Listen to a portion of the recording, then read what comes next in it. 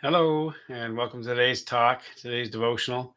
Uh, as once again, another beautiful summer day here in Nova Scotia with lots of pollen, and my eyes are itchy, really itchy.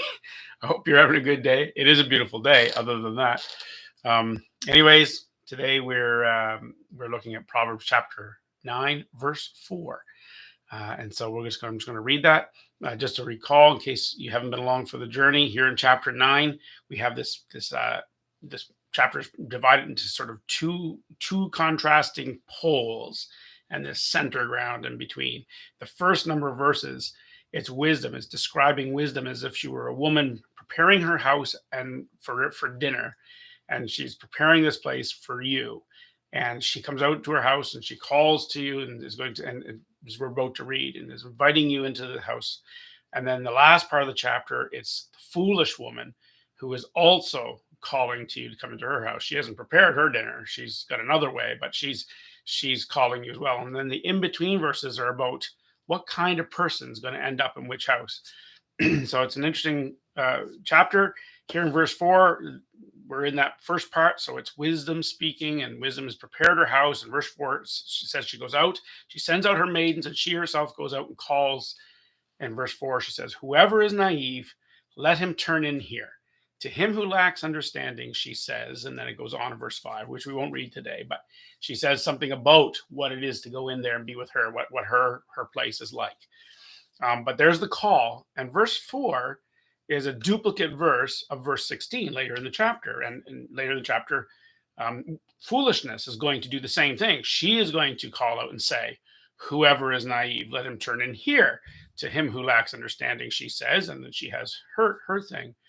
And in both cases, what we have is the call. And of course, you and I are the person she's calling to. We're the person who doesn't have wisdom. We're learning wisdom. We're growing and trying to discover what is the right path of life to take.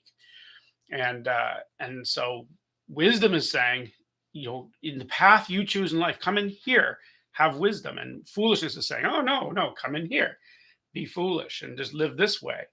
It's better my way. And then so you have these two options, and both are calling to you. And this is, I guess, kind of the emphasis here today is just this idea of that calling, that there is a call on every human heart. God designed humans with the capacity for wisdom, and he designed us with the ability to be foolish. We have the ability to act, to do, and we can do so without wisdom, which is foolish, or we can learn wisdom and use all of our ability to act for good, for better life, to be a good person.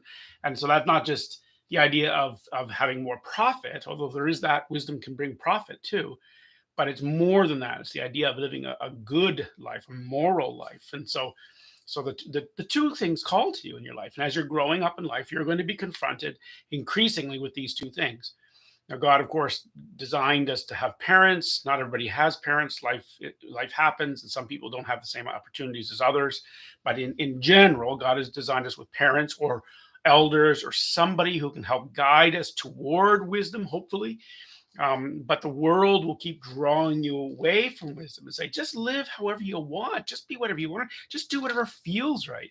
Whereas wisdom has this other idea of, there's a preparation, there's a planning, there's a foundation to life that you need to know and live with.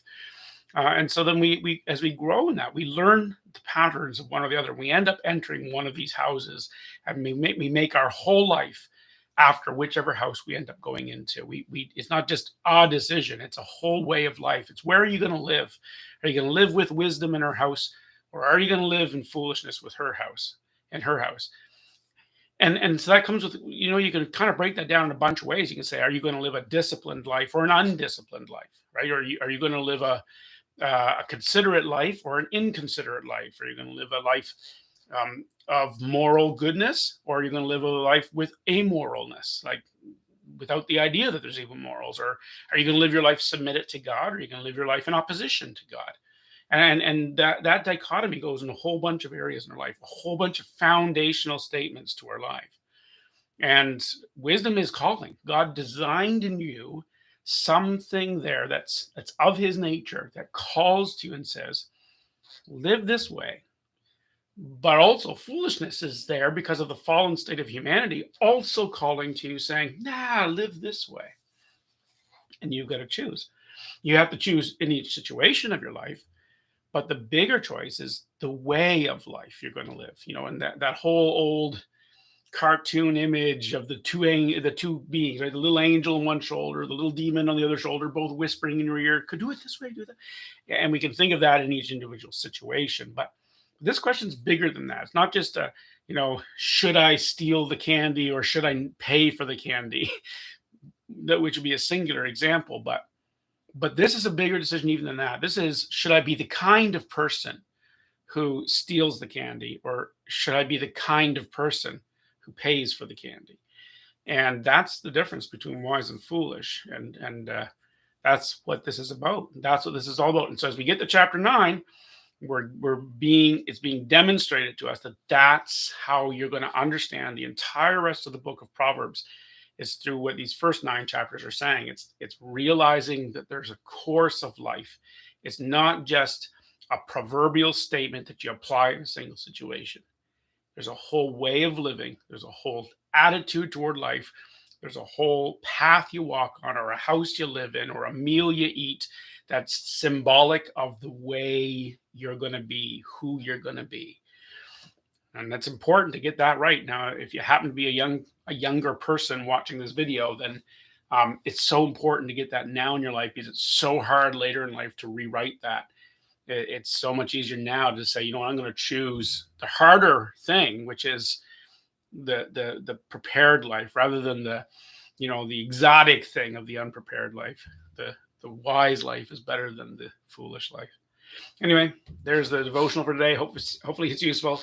God willing, we'll get back to verse 5 in a future video. I have to do a number of things next week, which may make next week's video difficult to do. So we'll just see. Might be a week of break here. We'll see. At any rate, God bless you. Keep pursuing wisdom.